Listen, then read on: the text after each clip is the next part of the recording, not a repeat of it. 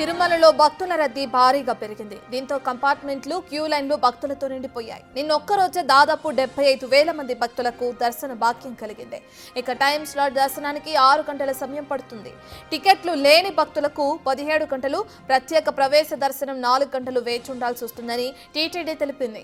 3,93,00,000 స్వామివారికి భక్తులు కానుకంగా సమర్పించారు.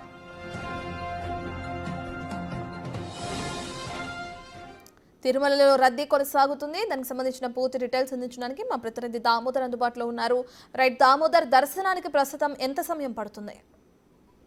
ప్రస్తుతం శ్రీవారి దర్శనానికి పూర్తి స్థాయిలో కంపార్ట్మెంట్లు నిండిపోయి కృష్ణతేజ గెస్ట్ హౌస్ వరకు ఉన్న క్యూ లైన్ల వరకు భక్తులు ఉన్నారు. సుమారు 17 నుంచి 18 గంటల పాటు స్వామివారి దర్శనానికి సమయం పడుతుందని అధికారులు టీటీడీ ఇప్పటికే ప్రకటించింది. టైం స్లాట్ టోకన్స్ అంటే నేరుగా క్యూ లైన్ లో వెళ్లిన వారికి, అదేవిధంగా టైం స్లాట్స్ ఉన్న వారికి, అదేవిధంగా 300 ప్రత్యేక ప్రవేశ దర్శనం టికెట్లు ఉన్న వారికి 4 నుంచి 5 గంటల సేపు సమయం పడుతుందని అధికారులు ప్రకటించారు.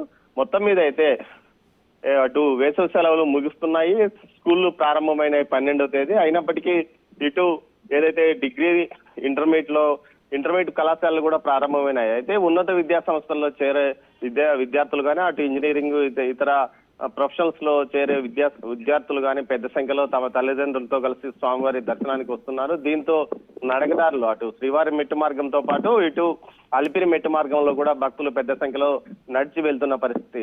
ఉదయం నుంచి అంటే కేవలం 5,000 టైం స్లాట్ టోకన్స్ మాత్రమే శ్రీవారి మెట్టు మార్గంలో నడిచి వెళ్లే వారికి ఇస్తున్నప్పటికీ సుమారు 15,000 మందికి పైగా అటు నడిచి వెళ్తున్నారంటూ అధికారులు చెప్తున్నారు. మరోవైపు నడకదారులు వెళ్లే భక్తులకు మజ్జిగను అందజేస్తున్నారు. అదేవిధంగా శ్రీవారి ఆలయం సమీపంలోతో పాటు చుట్టుపక్కల ప్రత్యేకంగా అన్నదానం ఏర్పాటు చేస్తున్నాము.